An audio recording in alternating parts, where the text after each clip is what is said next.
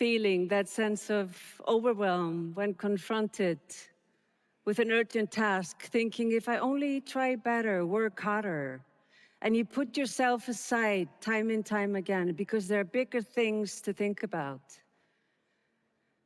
When I started working for the United Nations just after the war in Kosovo, it felt like walking into an open wound, and I was determined to give it all I had, knowing that the people who had suffered war were my priority, while my own well-being was not.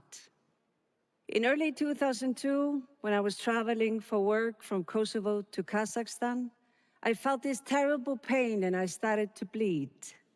I didn't think much of it. I just took painkillers and continued with work. It was only years later that I realized I'd had a miscarriage. And instead of this being a wake-up call, I had just kept plowing on, deepening my disconnection with my body and my emotions.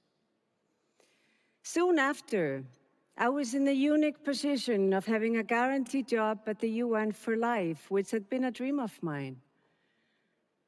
But at the UN in Geneva, the heavy bureaucracy and hierarchy felt all-consuming. My sense of purpose got weaker, and I felt increasingly out of touch with the living world. So I left my job at the UN, thinking we're serving system instead of serving people and the planet. And I thought something needed to change inside me. And I also felt our systems were out of sync, and maybe this feels familiar to some of you. Those of us who work in climate and sustainability work on transforming or changing systems. But systems don't change themselves, right? It's people like you and me that together change systems. But I don't think we can help big systems change in the long run unless we connect within, and the change starts from within us. And lucky for us, there's this beautiful Icelandic concept that can help us do that. My soul searching brought me to intuition, which in Icelandic is called insight. And in the company of some amazing colleagues, I've been able to practice, research, and interview scientists, spiritual leaders, and artists from around the world. And I've discovered that we all have intuition, and it's up to us to tune into it, which can be quite a challenge in today's world. Intuition is fundamental to our intelligence, and I don't think we give it the attention that it deserves. Unconsciously, we process a massive amount of information, sensory data that our body picks up, including the brain. While this is unconscious, it still shapes our actions. Our very focused, conscious mind can grasp only a tiny fraction of all this data processing. Intuition helps us tap into this information. It helps us read the room, come up with insights, and tune into other people and the world around us.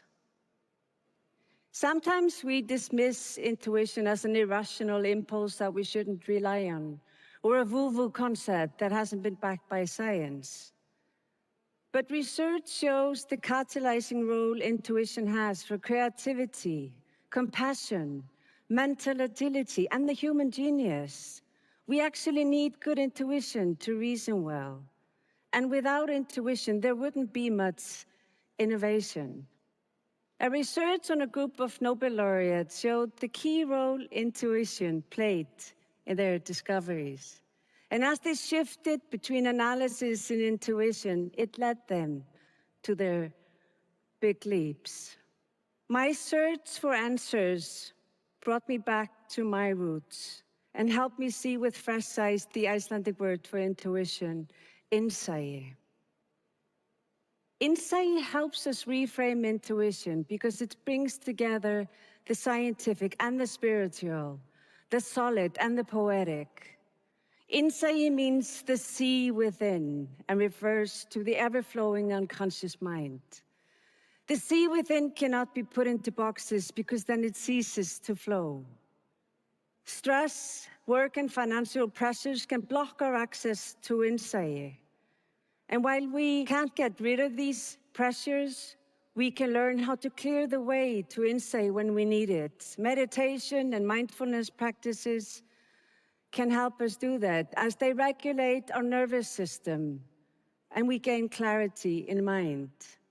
Intuition picks up information with all our body. So next time you feel something's off, you get chills down your spine or a gut reaction, ask yourself, what is my unconscious trying to tell me?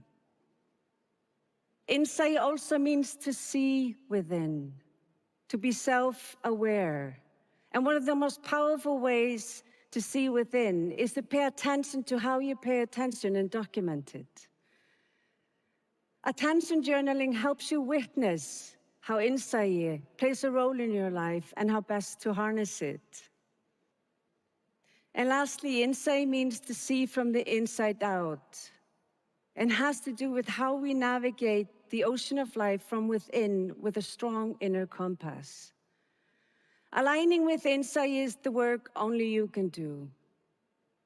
And allowing insight to flow sometimes involves finding the balance between being and doing. And for many of us, it actually takes discipline to simply be and allow the world to come to us. One of the most powerful ways I've seen insight have an impact in the world is through the work of my dear friend, the ocean explorer, Henrik Sala. When we first met, he was introduced to me as the man who had left academia in order to spend most of his time in the ocean to help save it. I was intrigued, and I have since then interviewed him both for our film and my book about the role insight has played in his pioneering work. Henrik's childhood dream was to become a marine biologist, and after having spent 7 years as a university professor, Henrik felt as if he was writing the obituary of the ocean instead of providing a cure. So he left his job and he went on to found the National Geographic Pristine Seas Project, where he is able to immerse himself in the ocean and explore its ecosystems in a team of scientists and filmmakers. Spending time in the ocean has helped Henrik enormously develop his intuition about what's wrong with the ocean and how to bring it back.